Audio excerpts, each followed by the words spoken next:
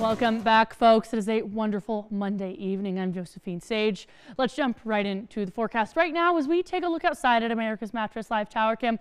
We've got a little bit of some cloud coverage hanging on out, a slight little bit of a chance for maybe some moisture to head on up to those northern areas, still leaving us pretty dry in Palisade and Grand Junction in Montrose.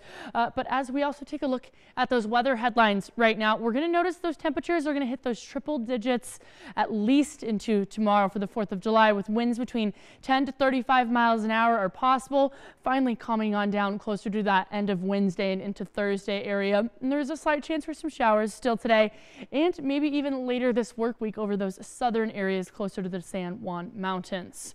I want to chat about our air quality index because we're still in that fair category compared to what we were kind of feeling last week. It's at 48, but it's still just right there on that verge. It could be pushing into that poor category as that Spring Creek fire continues to get worse. So the later work week days could be getting into that poor category.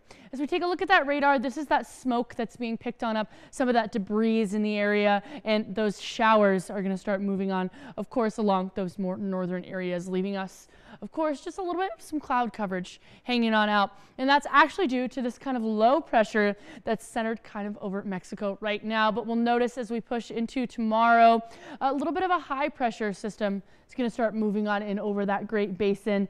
This kind of bump here, which is what's going to bring us super warm temperatures even as we get into Thursday, Friday, Saturday, that later work week. So if we take a look a little bit closer, that's where those showers are going to hit, moving even to those northeastern areas closer to Greeley, closer to Sterling in Colorado, as well as we jump into those evening hours.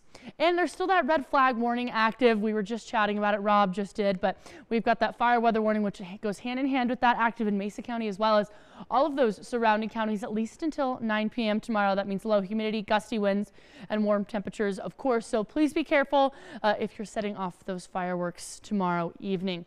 Currently, it's still feeling in those mid 90s in Grand Junction at 94, 99 even in Moab, and Montrose at 87. We'll notice those wind speeds have varied quite a little bit in the last couple of hours. 8 miles an hour is what it's feeling like right now in Grand Junction, 10 in Montrose, but in those teens and those 20s as we move further east. And we're going to have those winds pick up in the next couple of hours to push into those double-digit temperatures in the Grand Valley.